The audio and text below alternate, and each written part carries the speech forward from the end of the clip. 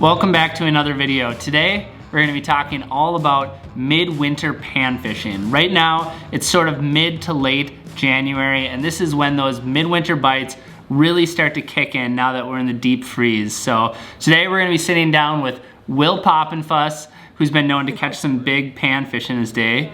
And we're gonna be talking about different tactics and strategies that you can use to put big panties on the ice. And first things first, we're gonna talk about location.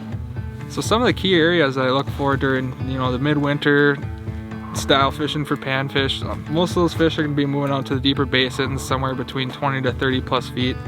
The one nice thing is about it is that the fish like to school up a little tighter. Usually if you find them, you can catch a lot more. But the only thing is if you have a big enough basin, they're gonna be hard to find. So you're gonna have to put more work in, drill lots of holes, just to be able to stay on them, because they like to roam a lot this time of year looking for food. Now it's also important to understand that the biggest crappies and the biggest bluegills in the lake aren't necessarily gonna be doing the same things at the same time. One big thing to keep in mind is when you're targeting basins is trying to find crappies, bluegills, or are you trying to find both? A lot of times the smaller gills tend to run with the crappies out in the middle of the basins, but if you're looking for bigger gills, try checking like little corners, inside cuts on the edge of the basins, like 15 to 22 feet usually seems to be the best for me. If you're looking for the bigger bluegills, otherwise it seems the crappies like to roam towards the deeper depths. Speaking of crappies, check out this big bruiser.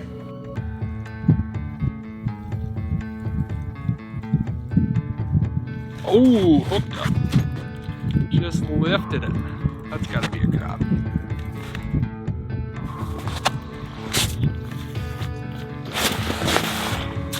Oh yeah, it is. Nice one too.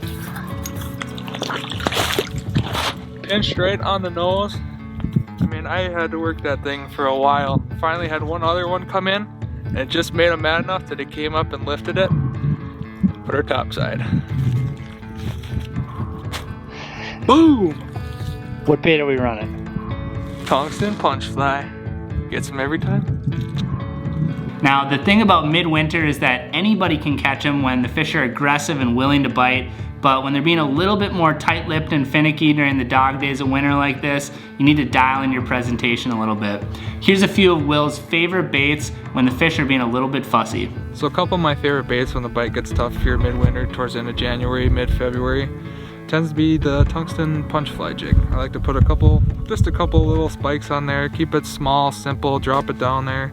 If they're really tough and there's a lot of fish down there I don't want to eat, I like dropping just a small ripping shad down there and see if I can get a reaction strike out of them, just like you would summer for walleyes if you're throwing like a puppet minnow around, just trying to get one or two big bites to eat.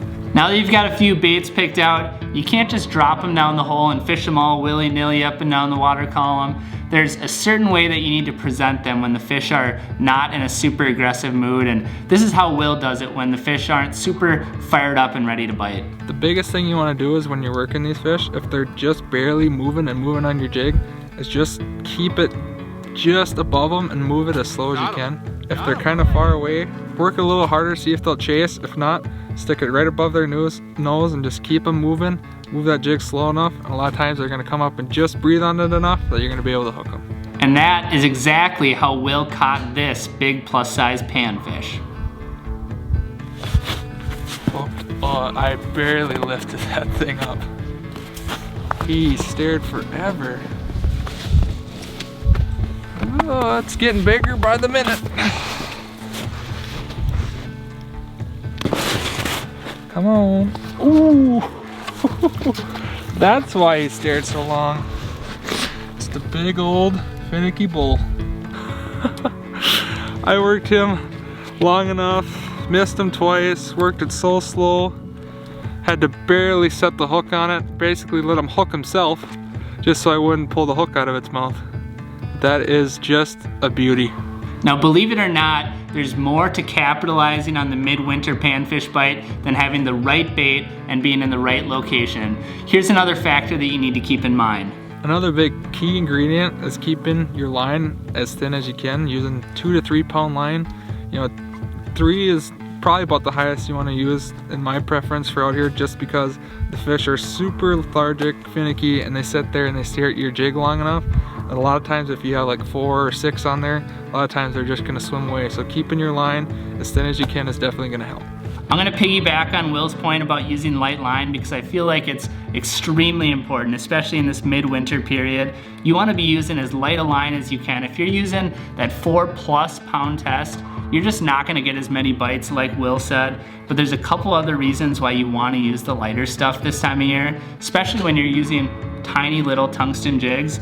And number one is you just need to have a nice straight line. Now, you might have no idea what I'm talking about, but I'm gonna try and explain it to you. You probably can't see the line very well, but when you're using thicker line, it's gonna be a little bit more difficult for those tiny little tungsten jigs to pull it completely straight. And you can tell it's completely straight because you'll see the rod tip bend down just a little bit like this. That's how you know your line is straight. And the big key to having straight line is having thin line. And what that allows you to do is have better control over your jig because you have a direct connection to it, as opposed to heavier line. There might be some slack in coil because it's a little bit thicker diameter, and that thin tungsten jig has a hard time straightening it out. So you're gonna have better control of your jig, but not only that, you're also gonna have better bite detection. And to me, bite detection is one of the absolute most important keys to catching panfish during the midwinter period, because when you have those fussy bluegills that are just breathing on the bait and then they gently suck it in, you are not gonna feel that in your hand. So you have to see it on the tip of the rod.